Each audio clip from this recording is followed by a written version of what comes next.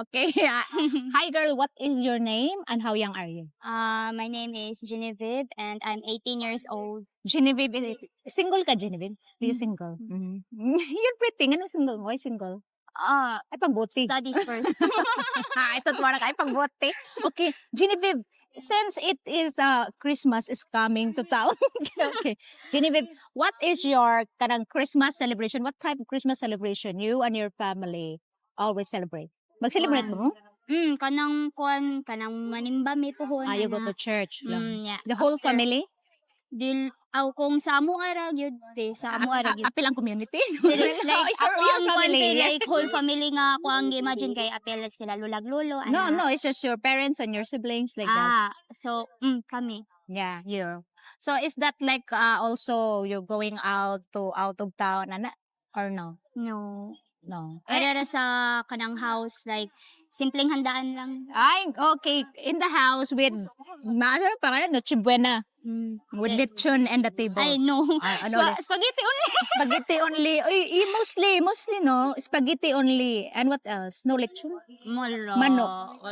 Chicken. Baka, basin na. Beef, no? No? It's just spaghetti. Okay ko ha? And then, every Christmas, do you receive gifts from your parents, from your siblings? Do you have any exchange gift like that? Extra gift? Kung exchange gift, wala pa nagsara kaayo pero ma-feel na ko nga kanang gihatag nila tanan nako ba so kanang gift na to para nako. So like the love, the care is the biggest gift. Not material things. Usahay material. Sometimes material. Palitan mo sa jud ko. What kind? Like t-shirt lang. Like that. Just so simple like that. Clothing. Okay, clothing. But have you ever like okay, it's Christmas today or it's New Year today, we're gonna go out for swimming like that? Yes, I have once. Once. With my grandpa, grandma, As in the whole bunch families, all your cousins like that. Like a family reunion. Only with once. my mother's side. Only once. Pero kanang katong mga like elementary days na ako kay kanang ato sa misa akong father's side niya naman dito sa Cebu so ato sa misa house nila. Okay, in Cebu City, is that like that simple celebration? Okay. What is your biggest wish this coming Christmas? Ayaw boyfriend ha? Wala. No. Okay. Yun ko naguna pero You're not thinking about it. So it's okay. Keep not thinking about it. If ever you have one. Healthy lang yun pero ni. Healthy. I cannot give you that. I'm not God. Ay, really. Health is gone. Okay. If ever you have wish to your parents, what is it? Like din kanang healthy sila permi niya kanang permi man gina sila man trabaho ate nya kamot yun ba. Okay, they work hard. What is their jobs? Two of them have jobs. Okay, what is my their job? father is a company driver. Okay. Yeah, my mother is kanang factory worker at Mitsumi. Okay. How long she been working in Mitsumi? 25 years. Wow, that's big retirement fee. 25 years. So how many siblings you have? Ako ra sa Only one. Only child. Oh, so you're not poor. Is it not poor? Yeah, because you are the only one. So your parents is the one who, because you don't have state university, you don't have a tuition fee, right? No tuition fee. So okay, you have your own house. Your parents has own house and land. And land. Ay, land sa akong lolo. It's just a family thing. Okay. So, not really bad and sad life. Why you're alone? So, do you wish you have siblings also? Pagkabata na ako, wala. Dili. No, Karon you're not kay no. makaanak ko ba nga nindot sa day na igsono kay kanang katuwang sa kanang kwan. Sa housework. So, you wish you have a sister, a siblings now that you are older. Pero okay naman sa nga ako. You're okay. Oh, okay. So, is your parents really strict if you were going to have a relationship?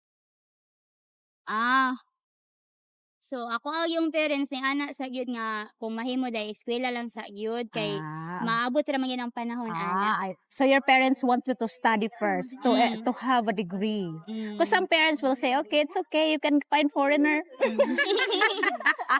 So what is your opinion about that?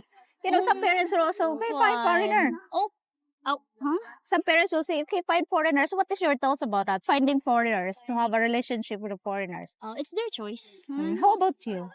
Kung ako, Your parents' choice? dili kanang okay ra sad nako kay wa Yeah, man sa na sa ko ang nauna. It's your fine. It's fine for you. So what Fine. if there's foreigners that like to court you?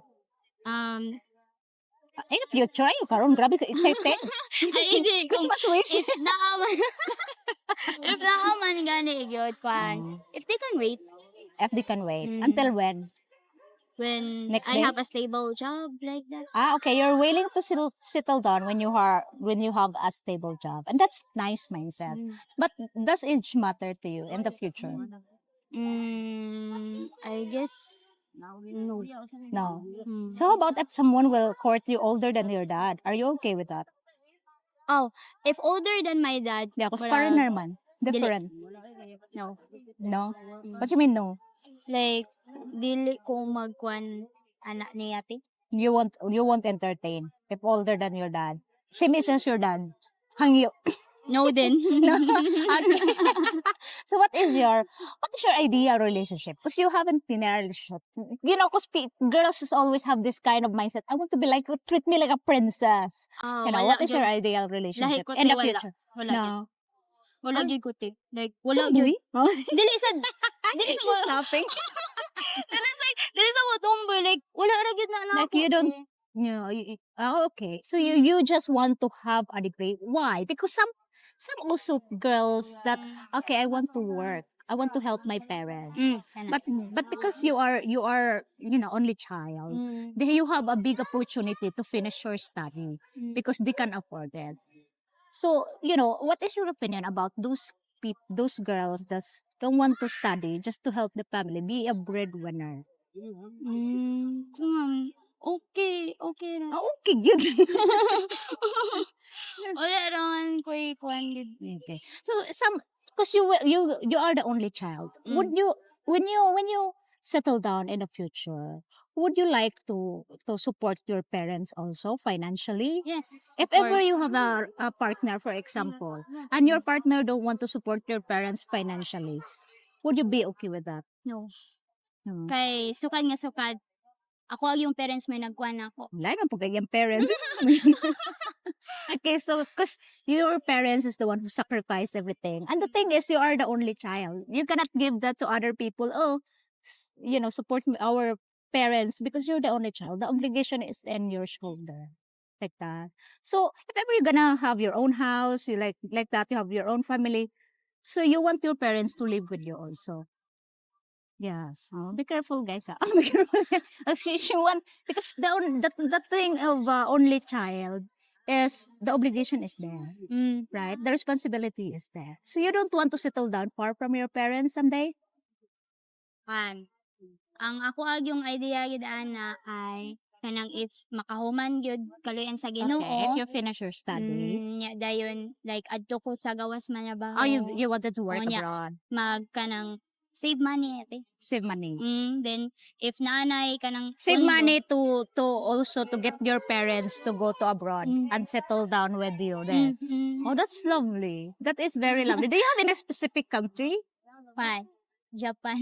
In Japan. Oh, that's so lovely. That's a lovely plan in the future, huh? Because savings for your parents and bring them to where you work in other country. That's lovely. Because some mindset also like my parents will stay there in the Philippines. I gotta back and forth to Philippines.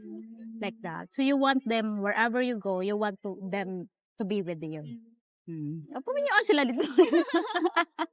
Well, thank you so much, girl, for Thank chatting with me. you. And hopefully all your wish come true. And Merry Christmas. And Thank guys, if you you. have any questions, please feel free to ask. If you have any comment, please comment down below. And thank you so much for watching. And I'll see you in my next video. Bye. Thank you.